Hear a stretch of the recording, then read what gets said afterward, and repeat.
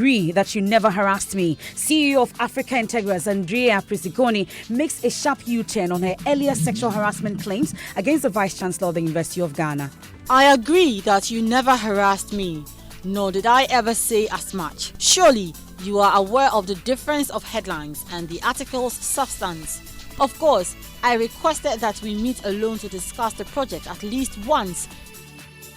We'll hear from the Vice Chancellor of the University of Ghana as he dismisses the earlier allegations. Just make it fit with the content that it deserves. You've seen me, and you can tell. Personally, I would describe the lady as somebody who is desperate. We'll also hear from an academician, Goskia Labi, as she advocates punishment for seduction and the introduction of dress codes and scrapping of the examination system as a cure to the sex for grace syndrome. Former President Mahama accuses government of hatching a massive plot to cause mayhem during the 2020 polls. He alleges that heavily built men are being trained at Isuchari for the purpose.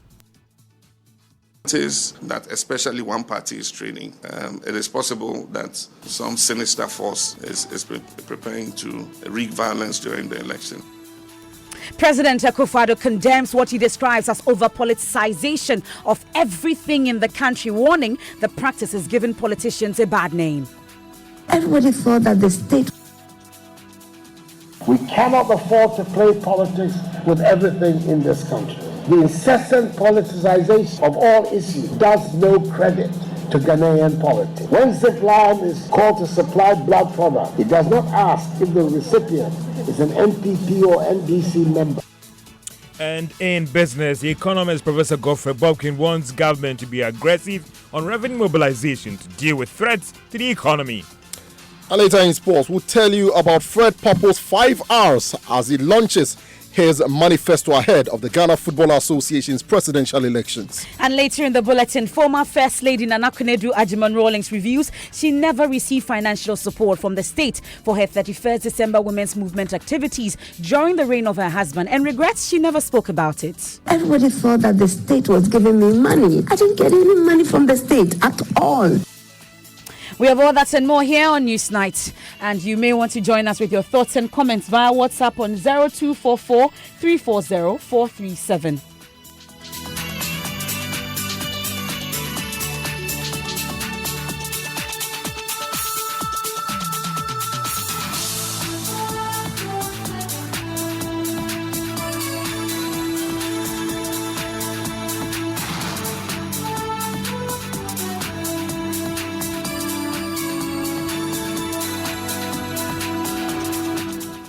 And in the last few minutes, the CEO of Africa Integras, Andrea Pisciconi, has been backtracking on her earlier claims of sexual harassment against the Vice Chancellor of the University of Ghana. In an earlier tweet, Andrea Pisciconi alleged that the Sex for Grade investigative piece that involved some lecturers at the University of Ghana resonates deeply with her. She wrote that her company, Africa Integras, led a $64 million infrastructure investment at UG, which was defaulted upon by the current VC and followed by discomfort and harassment from the VC. Here are extracts of the first tweet. He confidently declared as much publicly at a UG Council meeting in August 2017, suggesting contract was invalid as it was signed under duress in a hotel room between his predecessor and myself.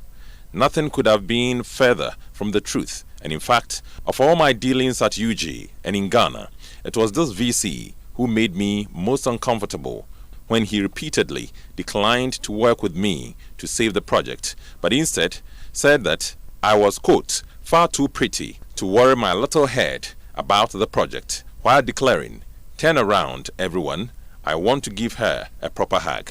So I know well the pressure these women are under to compromise their dignity at the University of Ghana.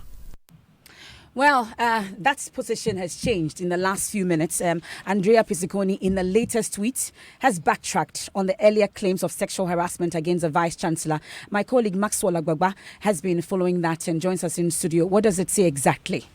Well, she says, I agree that you have never harassed me, nor did I ever say as much. Surely you are aware of the difference of headlines and the article's substance. The latter of which accurately reflects my previous statement. Of course, I requested that we meet alone to discuss the project at least once during the various stages of the 2 years when we tried to help you remedy your willful defaults on the project. She continues to say that we are business people. I expect as business partners, it is quite the common protocol for the two highest decision makers to meet and have a straight talk about the issues on the table. It seems that you may have thought that I wanted to meet you alone for the devilish reasons that you suggest and that you implied that day in the council meeting with the former VC present rather than myself, when you suggested that I used my womanly prowess rather than my brain and unique expertise in university development to close this monumental project. She continues to say that indeed you have passionately and bizarrely insinuated these allegations through your many blasphemous press releases and meetings focused almost exclusively on questioning my credibility, including embarking on an IOCO investigation against myself and the former VC to attempt to prove that anything other than the merits of the project's vast benefits were at the heart of the decision to advance the project into construction. She continues to say that these efforts have yielded not a shred of evidence that any stakeholder has acted in any untoward way to execute the project. There's, however, the obvious fact of my credibility that the buildings are there on the ground for anyone to inspect. In short, I delivered on my obligations for the project. It was you who did not. It's quite a long one. So now he's going into the substance of the contract and et cetera, et cetera. But at the heart of the controversy at the beginning was the allegations, as we just played earlier, of sexual harassment. In his latest public, thing that you're just reading, I think the top line addresses the concern.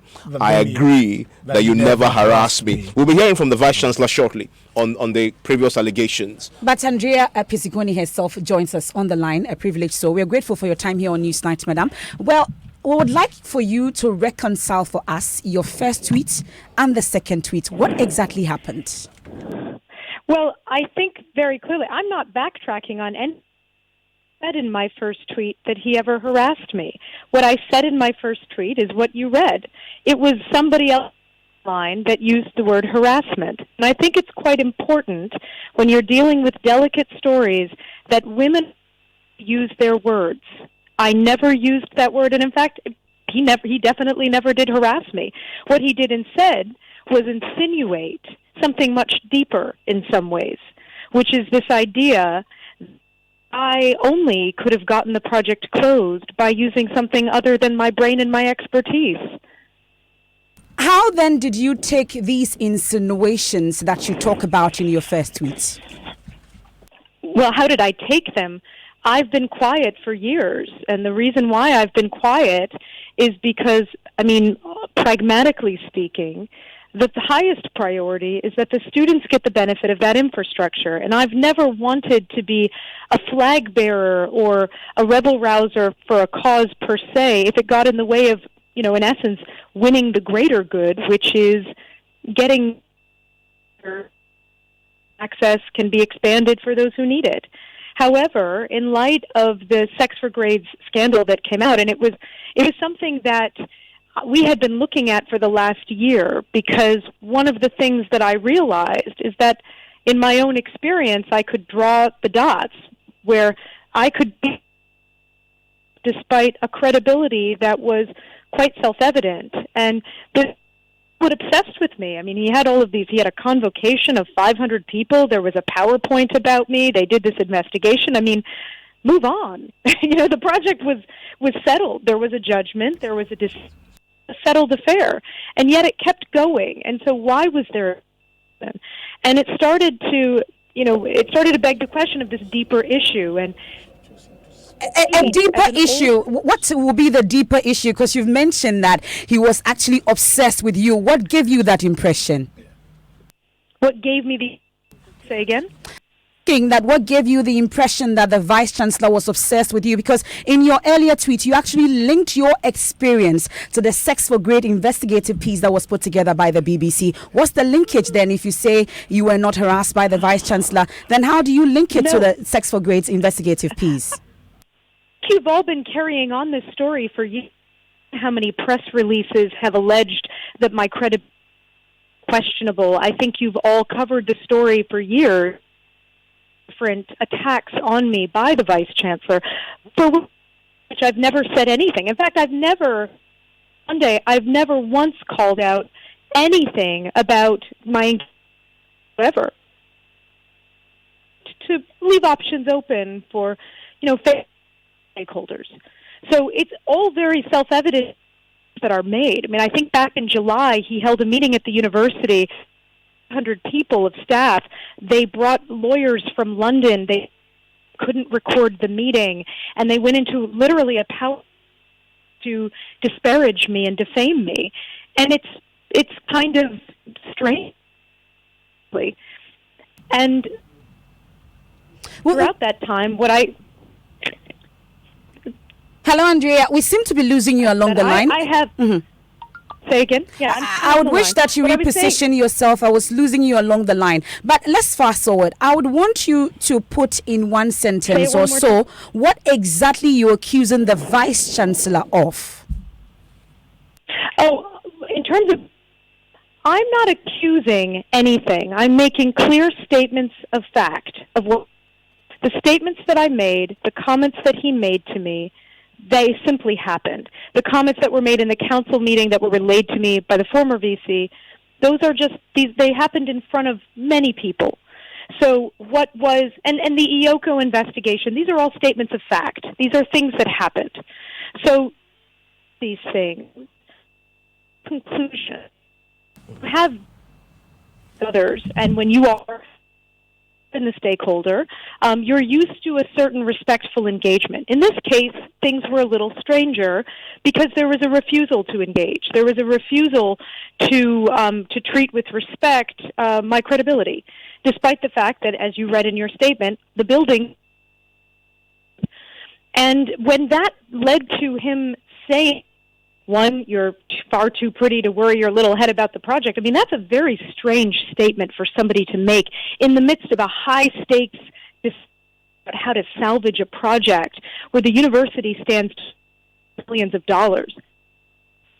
It's also very strange to have an obscure that said that contracts were not valid if they were signed under duress. Okay. And the implication was the duress was my sexual prowess. So you are not accusing the Vice Chancellor of accusing or harassing you sexually. You are neither accusing him of anything, but you are just making meaning of what he said that day to you that makes you feel that he's obsessed with you in any way. Is that what you're saying? Because most of us are confused as to what exactly he did to you that you find inappropriate, because some feel that you are just bitter about this project. Why would I be bitter when my investors were paid? I think the people who should be asking the questions and those that should be bitter are the students who were deprived of those facilities. Our case is closed. There was a judgment against the university. So, and I don't want the issue of the infrastructure project to get in the way of this very important issue of how young women are treated by professors on campus. The point I was trying to make is to draw the line that it starts with a general culture of misogyny where women are in any way regarded as commodities. Like, for example, if you look at his comments over the last day, and I haven't had the time to review all of them, but he suggests, and you read in the beginning of this segment, that I asked him to meet privately. The insinuation that when a woman requests a one-on-one meeting in business, that is because we somehow want to throw ourselves at our male counterpart is ridiculously misogynist and biased. It's just very archaic thinking, and it's troubling. So in terms of the obsession, whatever word we want to use, what I will say is the judgment was over 12 months ago. So why he would have a meeting and issue a press release, which I believe you're privy to, where they say that the university is investigating me. This is a year after a judgment when I've made no comment. And for the record, I wasn't even the majority investor in the project that took the decision to pursue termination. What I tried to do was sit at the table and say, how can we work this out for the benefit of all? Unfortunately, he just refused to engage with me. In fact, at one point he said to a colleague, I'll speak to anyone but her. But those are contractual issues. But when you first make the post, it was made within the context of A, sexual harassment, 2, sex for grades. And I have seen the thread of conversations, especially on your Twitter feed. People came and raised issues and in fact encouraged what you've done within the same context, and you urged them on. It was clearly within the context of sexual harassment that you make these pronouncements on your Twitter page. I think let us draw the line more clearly. I'm an example of what happens when somebody doesn't compromise, and look at how strongly I've been attacked. So if you go back and think about the pressure that these young girls are under to succumb, and again, I want to be clear, he did not harass me. He did not pressure me in that way. He completely dismissed me. If he did not sexually harass you, why did you make these pronouncements within the context of sexual harassment and encouraged it after people had come to give you support? Because what he did do was he drew my body and my face and this insinuation that I used my body to get a contract closed as an argument for why the university shouldn't pursue the project. And that, for you, is not sexual harassment, is it? No, that's not sexual harassment. That's just misogyny. But it comes back to my point earlier. But you make these pronouncements within that context of sexual harassment. It's about, all of this is about the balance of power between men and women. And what happens with sex for grades is that there is a very unequal balance of power. There is a perception that men are entitled to believe that for a woman to get through and to advance, she has to somehow pay the piper. And that is a very deep misogynistic view. Well, and Andrea, so we have to look at the ecosystem of all of this and where it rates. And go ahead, you were going to say something. Okay, so I would want us to wrap up quickly, but before we do that, though, I would want to find out from you, there's the linkage that has been drawn to the fact that you actually accused him of sexually harassing you, which you said you did not. But are you willing to at least apologize to him for his reputation being on the line, because people have drawn that conclusion? I'm saying that even though you say that he did not sexually harass you, your thread of comments, at least on your first tweet, under your first tweet, you seem to suggest that he sexually harassed you. Now you're saying that did not happen. His reputation is on the line as well. Okay, yeah. I'm asking if you're willing to apologize for that. Absolutely not. I did nothing of the sort. People need to read my words carefully, and I think you as the media need to be careful. You're sensationalizing people's stories and their lives. His, mine, and any other woman that you cover. So it's very important that you don't take our words and extrapolate them into something else. My statements are statements of fact. But Andrea, you say that to the media, but when people on your timeline came and make these same pronouncements, you say now they misconstrued it, you encourage them and urge them on within the same context. You didn't give them the same admonition you're giving the media. I did no such things. Actually, I can read you countless messages on your Twitter feed where people came to your page and said, well, you came forward, me too, I speak to, about sexual harassment, and you encourage them on. I can cite to you posts that were made by the very famous... I never said sexual harassment, and I think that it's important that we don't let that word get in the way of the ecosystem of misogyny and bias, which is the bigger issue. The bigger issue is, for every woman who advances, whether or not she was... And I'm a survivor, so I know what it is to be assaulted. I know what it is to be raped. I know what it is to be assaulted, and I know what it is to be dismissed. So I'm very clear when something happens what it means. Okay, I'm grateful that you joined us. That is Andreas there. By the way, we've been speaking to the vice chancellor of the University of Ghana, who all day has been defending his reputation in the face of the comments that were first published on Andreas' page. He's been speaking to my colleague, Justice Bedu. Listen to him. You just need to treat it with the contempt that it deserves. You've seen me, and you can tell. Personally, I would describe the lady as somebody who is desperate, somebody who is bitter, and extremely angry. She's full of anger and frustrated because she had a project running. She intended to invest 64 million.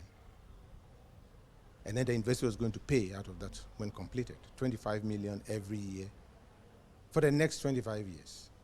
So 25 million every year for 25 years, up to 600 million. Yes. And now it gets to a point where... You just need to treat it with the contempt that it deserves. You've seen me, and you can tell. Personally, I would describe the lady as somebody who is desperate, somebody who is bitter, and extremely angry. She's full of anger and frustrated because she had a project running. She intended to invest 64 million. And then the investor was going to pay out of that when completed, 25 million every year for the next 25 years. So 25 million every year for 25 years, up to 600 million, yes. And now it gets to a point where she's unable to continue. Obviously, she will struggle, because by now she would be sitting back counting her golden eggs. And those golden eggs are not coming anymore. So obviously she would do whatever.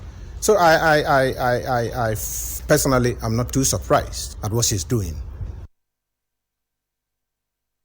So you heard the Vice Chancellor speaking to my colleague Justice Bedu. Of course, he also raises concerns about the impact of the Sets for Grades scandal on the university. Justice Bedu will join us on this shortly. But also, in the wake of these issues, an academician, Goski Alabi, in the wake of harassment, is advocating punishment for seduction and the introduction of dress codes and scrapping of the examination system as a cure to the sex for grades syndrome. She joins us on the line. We are grateful for your time here, Madam Goski Alabi. We are grateful for your time. Interesting piece that you put up. It looks like you're advocating that there should be some form of sanctions for seduction as well. Is there a particular case that you would wish to share with us? Oh, well, I think that you can only share a case when people have been able to come up to produce the evidence to support that. And so there's been quite a number of anecdotal, complaints about the issue of seduction. And I also believe strongly that we would only be pretending that it does not exist, and that it is only harassment that do take place in the universities. I believe that as a matter of principle, we shouldn't only look at the issue from a feministic point of view, but we should look at it from a gender-sensitive perspective. But amongst others, you make some recommendations going forward in dealing with this sex for grades syndrome, taking away the examination system, introduction of a dress code, and then also advocating punishments for seduction. Let's start with the examination system and the dress codes, for instance. At least you are in a UPSA, for instance. You've seen it all. How do you hope that this will work? Well, I think that when you make people understand why they want to do something, and you sensitize people about it, and you lead by example, then the issue of the dress code can work. I remember when we started working on the proposal for a dress code policy in UPSA, there were some lecturers who even kicked against it. And I recall that there were people at the academic board then who said, if this has to work, then you have to pay lecturers clothing allowance, so forth and so on. So ordinarily, one would have thought that it's a no-no. It won't work. But it did work. Okay. It did work because there was commitment to making sure that it worked. But how is it that we are going to introduce dress codes for universities? You seem to be suggesting that by what you wear, you are actually provoking people to actually sexually harass you. Is that what you're saying? Yes, but, in law, isn't it that the one who gives bribe or attempts to bribe is as guilty as the one who receives the bribe? If it is so, then we need not only use reactive mechanisms in trying to address complex problems like harassment. We need a holistic approach. It is not everybody that is strong to withstand certain things. So why go tempt the person? Why go tempt them? Why do we allow people to wear provocative clothing or dresses that would tempt some people? So are you suggesting that these females are the ones actually seducing their lecturers? That's why they are being sexually harassed? Is that what you're saying? We would pretend that it doesn't happen, but it does. I had conversation with some of the students some time back, and they tell me, Prof, we have friends who will put the phones on speaker and say, oh, for this person, we've dealt with him, we've floored him or her, and then put the phone on speaker, call the person, and then listen to the conversation, and the rest of the colleagues will start laughing, And so we would be pretending if we say seduction does not take place in the academic environment. It does, because we have overemphasized grades and certification as opposed to learning and skill. I'm sure we'll continue to have on Ghana Connect on Friday. We're indeed grateful for your time. Goski Alabi is a lecturer at the University of Professional Studies here in Accra. And Justice Bedu spent some time at the University of Ghana today talking to the Vice Chancellor on the back of the allegations against himself. And he joins me right now in the studio. We've heard him categorically deny the allegations that were initially published. We of course know now that Andrea, who made those allegations, is not denying that's what she meant. And she's been categorical that he never harassed her, but this clearly troubled the man that you met today. So he came out even before I got to the venue for this meeting, and from his look, he really looked really concerned, and from his demeanor speaking to me in that interview, he was really concerned. Speaking to me about how the image of the university, he says, has been battered. In his words, 2 different delegations from the university who were supposed to be traveling this week on assignment on behalf of the university have been asked to stay back. Okay, so this is because of the BBC because of the controversy. I mean, not the BBC documentary, but then also this allegation that has come in the back in the wake of it. And hold on, so what? The delegation were traveling to the So one delegation was supposed to have an engagement in Nigeria, and another that was the International Recruitment Committee of the university that's supposed to have an engagement in the United Kingdom. Have all been asked to hold on. As in the university asked them to hold on, or the host institutions do want to have some sort of clarity out of all of this brouhaha that has happened. And so for him, he says that this has had a negative image, or a negative toll on the image of the university, and not just the University of Ghana, but that of many other universities in the country. We need all to put our hands together on the wheel to protect our national heritage and interests. We can't expose ourselves like that and allow people to take us for granted or for right. This cannot happen anywhere. It cannot happen anywhere.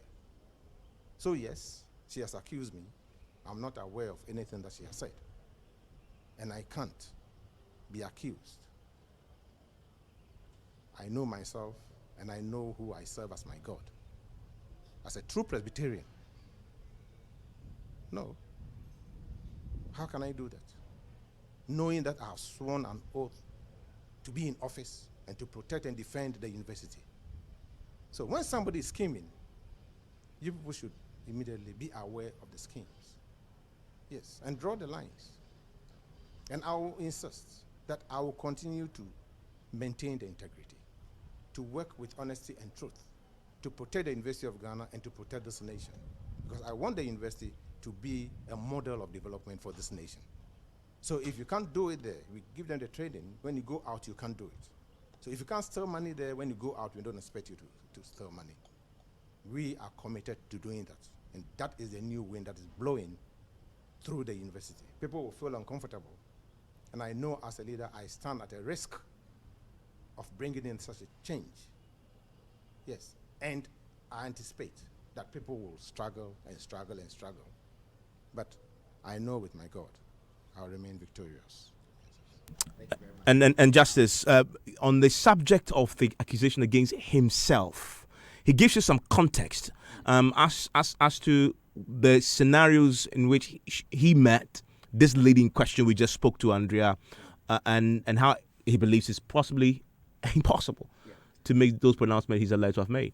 So he says that he had been suspecting for a while that this woman could be up to something, and so each time there have been any meeting on this Integras project, he has specifically asked that other senior members of the university be present in all of these meetings, and so he has never ever met her as in one-on-one. At which point you could suggest that he had wanted to do anything to her. He says he's never met her in a hotel. This woman hasn't been to his house. They've never had any private meeting, as in he, the vice chancellor, and this woman alone. And so he actually told me that all the senior members of the university would be sort of witnesses to any engagement that has happened between himself and this woman. So fundamentally, the pronouncements that Andrea still insists, the alleged inappropriate pronouncement Andrea still insists he made, he denies that he made them. And not just denying, but saying that other members of the university senior staff would be witnesses to the fact that he would never have made any of such. Okay, and obviously Andrea himself has withdrawn the sexual harassment suggestions that were in her post. Yeah. Thank you very much, Justice. A few of your messages, as you can imagine, this is a topic that has generated a lot of controversy and interest. I beg to differ with Madame Goski-Alabi. No matter how provocative a woman dresses, it does not warrant any man to release his libidinal strength. Do you know what that means, IMF? Libido, I'm sure. Oh, okay. Yeah. I definitely know you would know. On any provocative dress, Lady Kofi Sedu, I am highly disappointed in this UPSA woman. So those who get harassed call for it by the way they dress. Rhoda in KNUSC centers that one. Nothing really will change about students seducing male teachers with what they wear if dress codes are prescribed. If the dress code is black skirt and white shirt, a student could as well wear a very tight skirt that reveals my shape and decide to unbutton my shirt to a level that will show cleavage. Nothing will really change about it. A few of your views, and I'll bring you more as they flood our WhatsApp messages. And the final one, Kofi Sedu against that, the attempt by the woman to tarnish a hard-earned reputation. The attempt by this woman to tarnish the hard-earned reputation of the Vice-Chancellor of the University of Ghana is unfortunate. The Vice-Chancellor should pursue her legally for defamation and character assassination. George Yafe is here.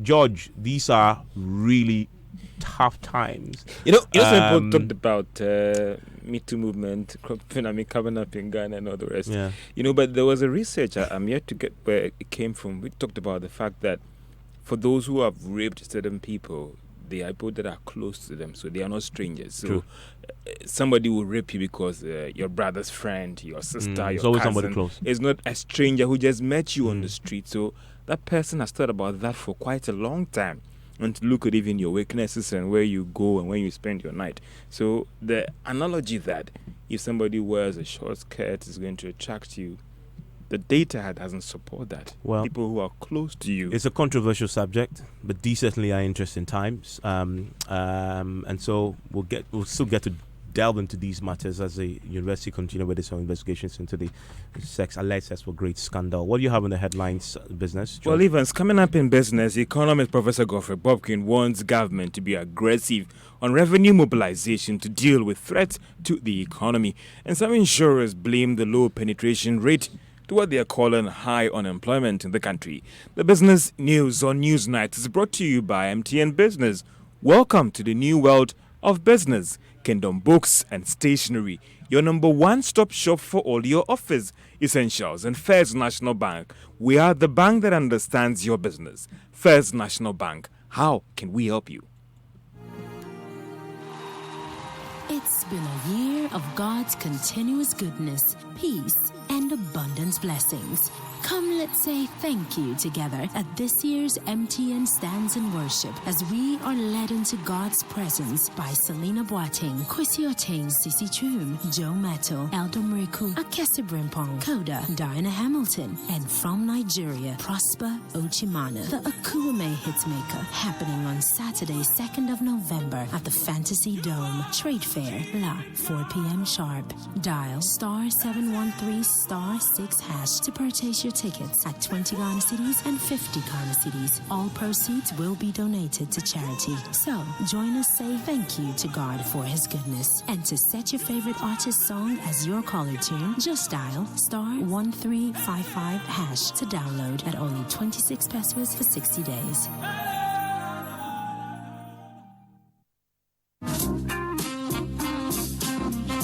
Kingdom Books this year back to school promotion is in conjunction with Citidia Supermarket. Buy school items worth 100 Ghana cedis from Kingdom Books and get 12% discount voucher to purchase from Citidia and vice versa. School items include textbooks, pens, pencils, erasers, exercise books across all Kingdom Books branches in Accra, Tema, Kumasi, Takoradi, and Cape Coast. Kingdom Books, where quality and affordability is assured. For further information, call 0302 764209 or 0302 746101 and 0501 401050. Terms and conditions apply.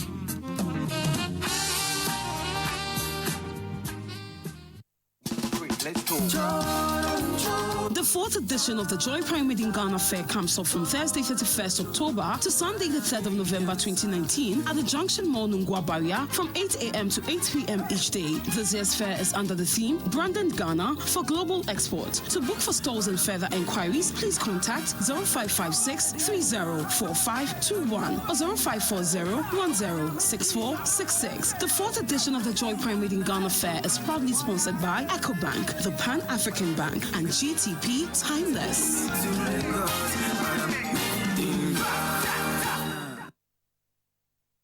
Joy 99.7 FM.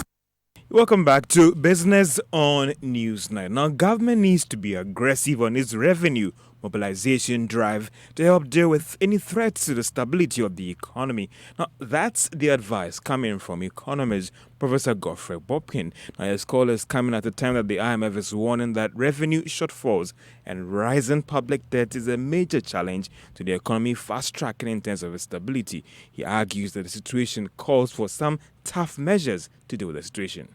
There's a lot that we have to do as a country in ensuring that there's greater tax compliance across the broad sectors of the economy. We are told we have over 6 million people in tax-paying position. Just about 1.6 million people are honoring their tax obligations to the state. That is not fair. That is not good, because one basic function of the state is to collect taxes. If the state is ineffective at collecting taxes and yet it has to embark on infrastructural financing, engineer broad-based inclusive growth, then the country will end up in a debt trap. And that is exactly where we find ourselves today, because there's pressure on governments in terms of expenditure commitment that government has to make, given the numerous promises that they made coming into power. And our infrastructure is also deteriorating very, very fast. And for that reason, it's very difficult to contain expenditure. And the only way we can reduce the huge infrastructure deficit and even maintain the existing ones without compromising our debt sustainability indicators will be to generate the much needed tax revenue. Economist Professor Godfrey Bobkin. Now, the chief executive of GNRE Insurance, Joseph Kusiteko, is blaming the low insurance on high unemployment in the country. Data from the National Insurance Commission shows that just about 30% of the 30 million population size are covered by insurance. But speaking at the launch of the Pensions and Insurance Research Fund at the University of Ghana, Lagos, Mr. Teko tells Joy Business Development might not be good for the sector. When people are educated, people are in employment, then they have an income and they can buy insurance policies to cover their life, buy insurance policies to cover their child's education, buy insurance policies to cover their household and stuff like that. If, for example, central government is not able to trigger enough development projects, then it stifles business in a way. So yes, when you have more employment in the economy, it triggers premiums, it triggers insurance covers, it triggers enough contributions into the pension. And that is the Chief Executive of GN Reinsurance, Joseph Kusiteko. Now, the Managing Director of Vivo Energy, Ben Hassan Wataya, has called for the automation of the country's petroleum supply chain to help deal with the recent smuggling. Now, figures from the National Petroleum Authority shows that the country loses about 200 million Ghana cedis every year due to these activities. So Mr. Wataya says government should do more to ensure that they minimize the human interface. I work in Cote d'Ivoire before coming here in Ghana. And you have this issue as well. So you can't blame the government. It's just that we need to automate the full process, and this is both the private industry, the government, and also for the customer to understand that they need to rely on automation. Automation makes things more, I would say, protected in terms of smuggling, because smuggling is a whole concept which is quite complex. But if we can automate the system going from the depot, the transport, the storage, and the pump until the product gets to the customer, I think we will reduce this. Managing Director of Vivo Energy Ghana, Ben Hassan Watara. Now, the Ghana city is yet to fully recover after coming under some sustained pressure this week. Now, data picked up from some of the big banks in the forex business shows the local currency witnessed some sustained depreciation, trading at around 5 Ghana cedis, 48 pesos yesterday before opening this morning around 5 Ghana cedis, 46 pesos. Now, however, some analysts have maintained that these pressures are short-term and there's no need for businesses to panic. This is because of the Bank of Ghana's strong reserve position, which is currently around $9.2 billion.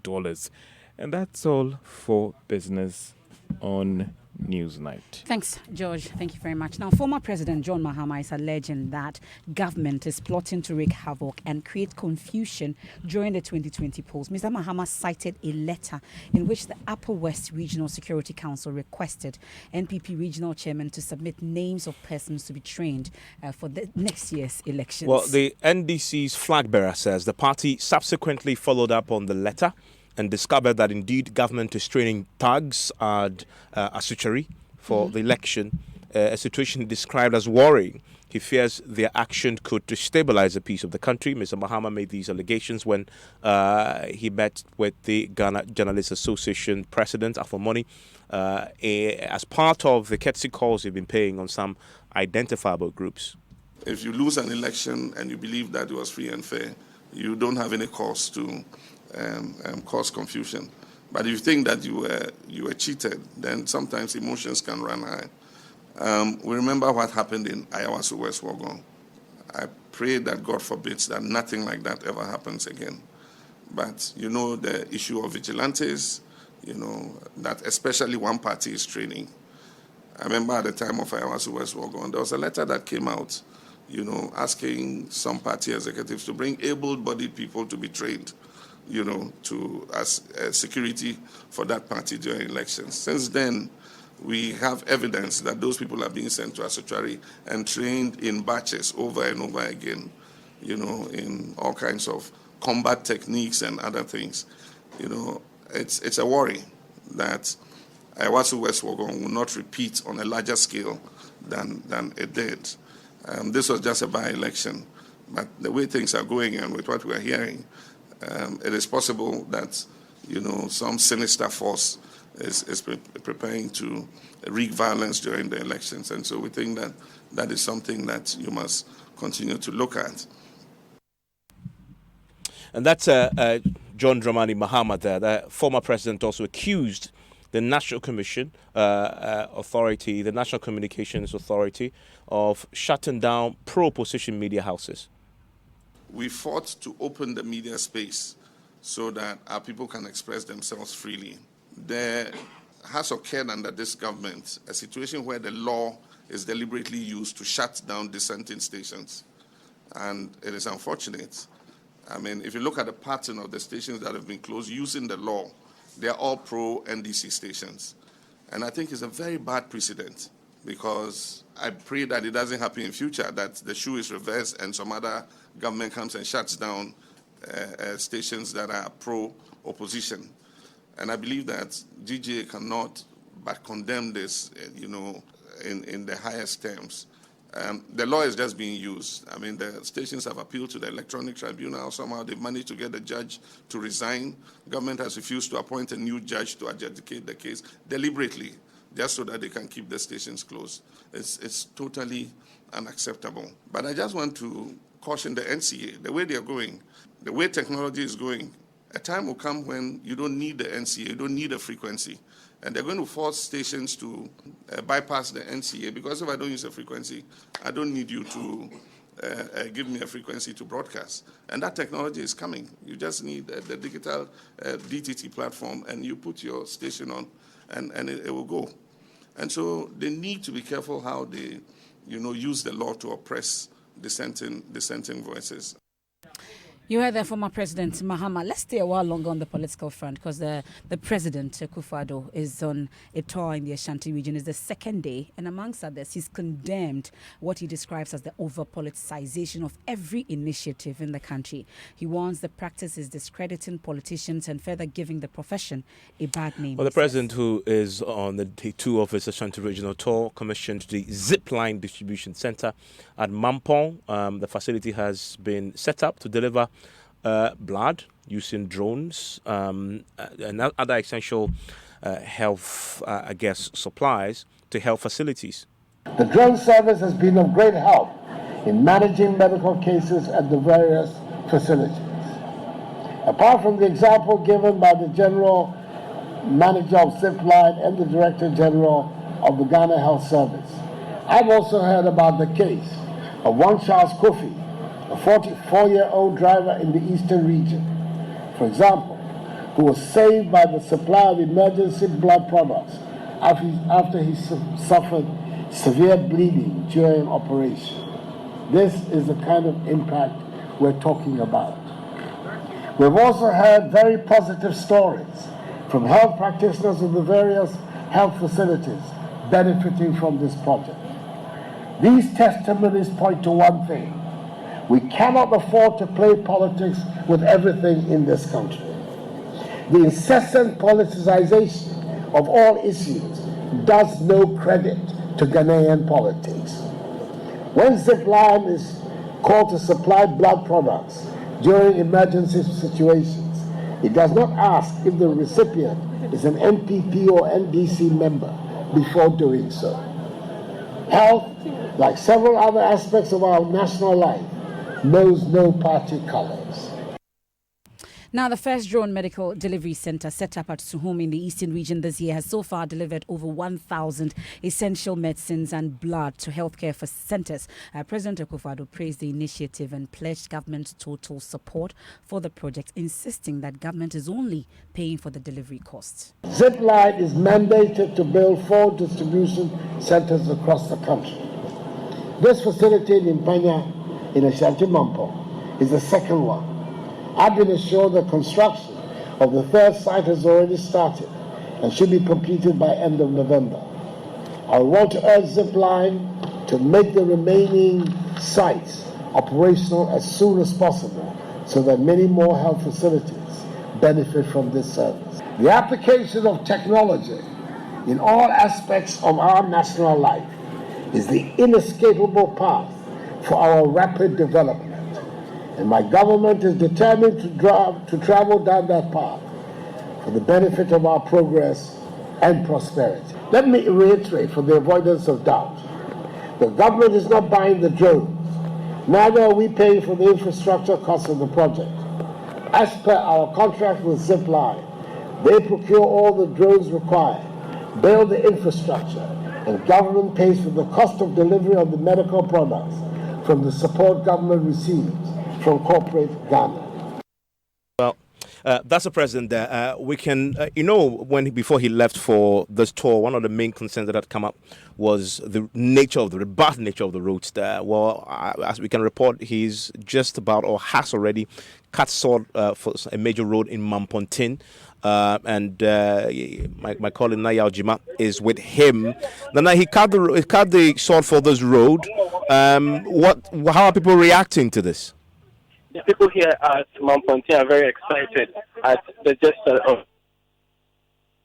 moments ago. He just cut short for construction of Mampontin Town Road. and the people here are excited because it's been a while they saw tarred roads here in Mampfontein. All the roads linking to Mampfontein and its environs are very poor, just like other parts of the Kumasi city. And therefore, this facelift of these roads will bring a major boost to the economic activities here in Mampfontein. But we are told that, of course, the president has been inspecting some projects, so especially roads. And as soon as he leaves that area, the contractors leave the site. Tell us a bit about that.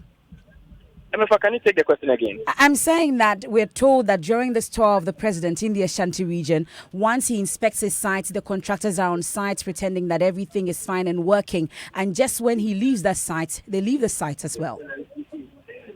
Yesterday we had reports of such, but after our cross-check, it proved that all these allegations were false, especially at the airport runabout.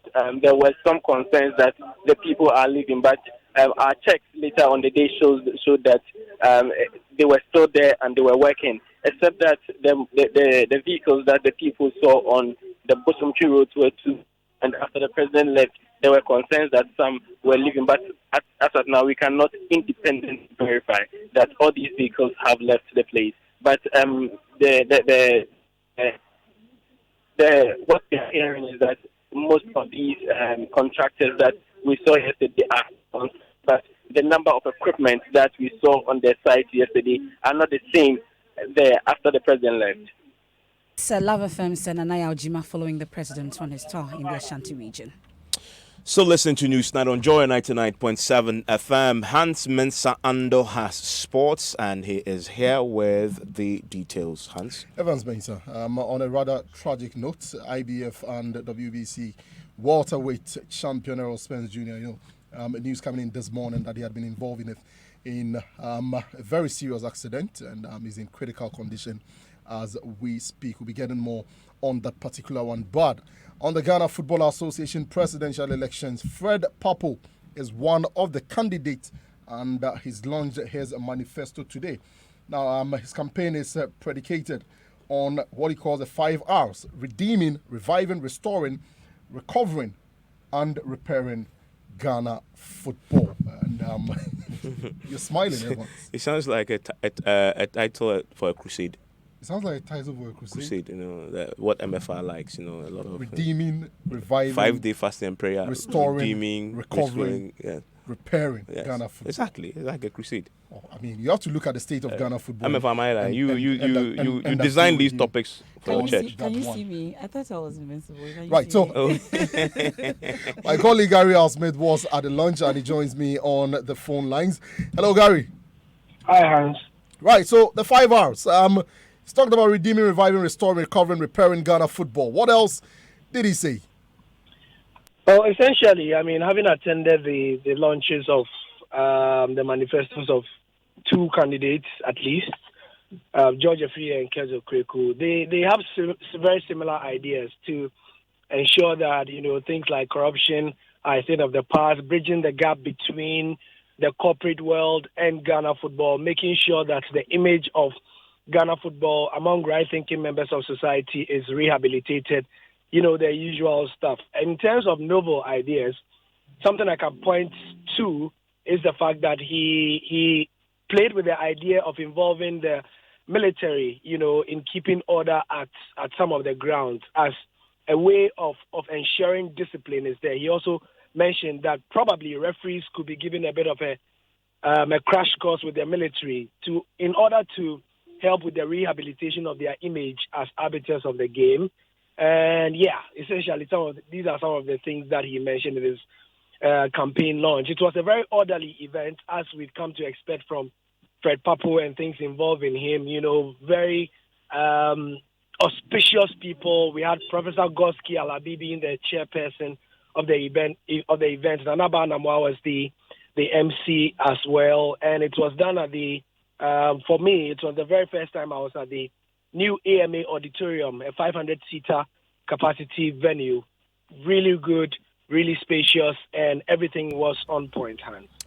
Thank you very much, Gary Al-Smith. And, of course, we'll be bringing you more on Fred Papo's campaign. Just before I check out, though, St. Augustine's College, APSU, the old student group, They'll be having their games this year. And, of course, they are the school that produced the likes of Michael Essien and Junior Agogo of blessed memory, and also Matthew Amoa. And ahead of those games, some of the old students have been speaking. St. Augustine's is 90 years. We've had quality Catholic education for the past 90 years. So as part of activities to celebrate this anniversary, we have engaged in a number of activities. We've had public lectures, we've had the official launch, we've had a Brilliant National Science and Maths quiz, which we won. Yes. So there are other activities lined up, and among them is this Saturday, the activity we are having, the sports activities, just to rejuvenate our body, our mind, and our soul for the work, the task ahead. So there's a time to come along, bring family and friends, meet old students that you haven't met in a very long time. Let's have fun, and then keep the spirit alive. Yes, let's keep the absolute torch burning. Nicholas Ken is an old student of St. Augustine's College. That's your sports. Thanks, Hans. Now, let's take some of your messages that you've sent via WhatsApp on 0244340437. This one says, please, you see how outrageous this thing is going. What will the lady have said if it was the VP who rather, or the VC, who rather invited her to meet privately? She should come again. And Kweku in Kumasi says, I foresee every male in position will be uncomfortable to deal with any lady who seeks any assistance, be it job, contracts, and many more. Peter also talks about the LGBT talk on Top Story. He says, let's stop this culture of individuals, trade unions, student unions, etc., giving government ultimatum on various issues. Now listen to the man of God demanding that the government burn the books to show its abhorrence of LGBT. I want to ask him, has he given any ultimatum to any of the wayward men of God who have been taking advantage of your women congregants? Peter sends that one. And David also says the VC should take the lady on because this is serious defamation of character. Who with a diabolic mind would say, let me hug you in the presence of so many people? The man was just being jovial. David sends that one in. Some of your comments that you've sent in. Let's do some other stories now. Well, she led the most vibrant women groups in the country, the 31st December Women's Movement, during the 19-year rule of her husband, Jerry John Rawlings. But former First Lady Nakundo Dajuman Rawlings said, contrary to public opinion, the state contributed nothing financially to activities of the group. And this is a real shock to many, because many thought that the 31st December Women's Movement was a movement that advanced the cause of the NDC, and they would have benefited from some juicy deals. But she says that is so untrue. Opening up on the issue for the time of her time on the Voice of America Straight Talk program, Nakundo Dajuman Rawlings said concealing that information from the public remains a regrettable decision. Regrettable. The most regretful thing is the fact that I was not able to let Ghanaians know that I was not getting any money from the government. Right. Not 1 cent. Really? Yeah, I literally had to travel every time I needed to get something for women and children. I was going to, in those days when nobody was going to China, I was. Every 2 years I was in China. Really? Yeah, I was in Japan, I was in Austria, I was in the United States, anywhere that I could get help. A regrettable thing for me, because I was not able to tell the story, which I think in my next book I will do so. Mm-hmm. So everybody thought that the state was giving me money. I didn't get any money from the state at all. At all.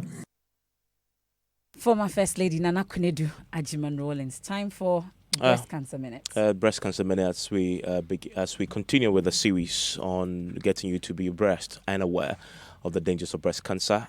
Listen to this tip from Dr. Ya Achan Boateng and Barbara Kaba. Ideally, your nipple's supposed to sort of poke out. If it's sort of pulled in, that's a problem. We all started this program with that you have to know how your breast looks. You've known your breast to always, the nipples to be poking out. Then one day you realize it's flat. Because there are people who are born with inverted nipples. Your nipple just don't get up and decide to go in a direction it doesn't want. So if you've had a quotation poking out nipples, all of a sudden they are going the opposite direction. You know that there's something wrong.